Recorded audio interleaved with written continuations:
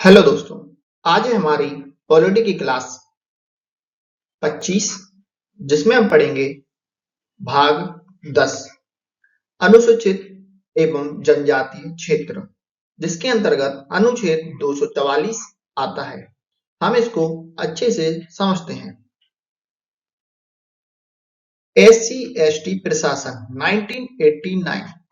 आप डेट याद रखें, एग्जाम में बहुत बार डेट भी पूछी जाती है। एससी एसटी प्रशासन डेट है 1989। कहता है एससी एसटी एक्ट 1989 के तहत किसी दलित व्यक्ति के शिकायत पर बिना जांच के ही पुलिस गिरफ्तार कर सकती है। ठीक है, जैसे कि कोई दलित व्यक्ति अगर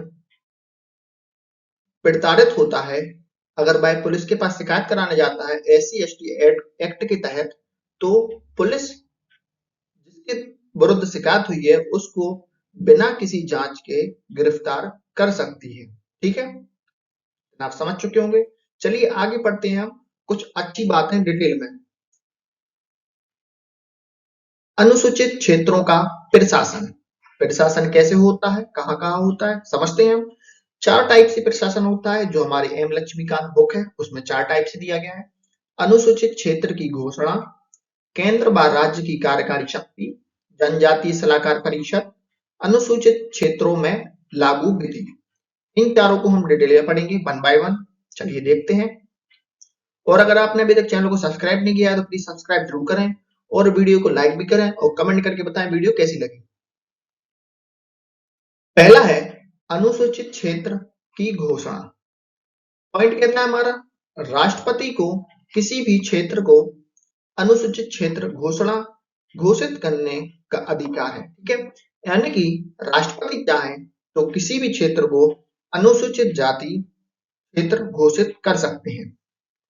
दूसरा पॉइंट कहता है हमारा, राष्ट्रपति को अनुसूचित क्षेत्र में क्षेत्रफल को बढ़ाने या घटाने, सीमाओं को बदलने और इस तरह के नाम में बदलने का अधिकार है। यानी कि राष्ट्रपति चाहे तो किसी भी क्षेत्र को अनुसूचित जाति का घोषणा कर सकते हैं और उस क्षेत्रों में परिवर्तन भी कर सकते हैं, छोटा कर सकते हैं, बड़ा कर सकते हैं, सीमाओं में बदलाव कर सकते हैं। ये सब अधिकार राष्ट्रपति को होता है। दूसरा पॉइंट है हमारा, ये कहता है केंद्र व राज्य की कार्यकारी शक्ति। कहता है हमारा, राज्य की कार्यकारी शक्ति उनके राज्य के अंदर अनुसूचित क्षेत्रों में भी लागू होगी। यानी कि राष्ट्रपति ने कोई क्षेत्र बनाया अगर अनुसूचित जाति के लिए, तो अगर राज्य में कोई शक्ति, कार्यकारी शक्ति लागू होती है तो वह पूरे राज्य में लागू होगी, ना कि अनुसूचित जाति क्षेत्र के लिए छोड़ दिया जाएगा, पूरी जगह लागू होगी। फिर कहते हैं राज्यपाल ऐसे क्षेत्रों के प्रशासन के बारे में राष्ट्रपति को वार्षिक रिपोर्ट देंगे। यानी कि जो हमारा क्षेत्र है इसके बारे में राज्यपाल जो है राष्ट्रपति को हर एक साल में रिपोर्ट देंगे। उसकी कार्यकारी शक्ति, उसके अंतर्गत क्या क्या चीजें प्रावधान होने चाहिए, क्या नहीं होने चाहिए, उसके बारे में रिपोर्ट राष्ट्रपति को देते हैं। आगे देखते हैं, जनजातीय सलाहकार परिषद। ऐसे राज्य जिनके अंतर्गत अनुसूचित क्षेत्र है, ऐसे राज्य जिनके अंतर्गत अनुसूचित क्षेत्र है, वहां जनजातीय सलाहकार परिषद का गठन किया जाता है। यानी कि कुछ कुछ हमारे भारत में राज्य हैं या वहां पर अनुसूचित जनजातीय क्षेत्र है, वहां पर क्या होता है दोस्तों, अनुसूचित जनजाति सलाहकार परिषद का गठन किया जाता है।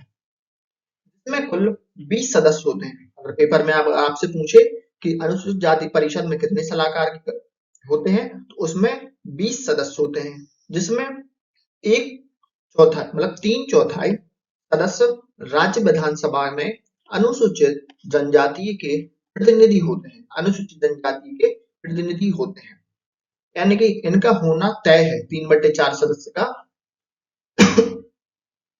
अनुसूचित जनजाति के प्रतिनिधि। आखिरी है हमारा अनुसूचित क्षेत्रों में लागू विधि। राज्यपाल को यह अधिकार है कि वह संसद या राज्य विधानमंडल के किसी विशेष अधिनियम को अनुसूचित क्षेत्रों में लागू ना करे। या कुछ परिवर्तन व अपवाद स्वरूप उसे लागू करे।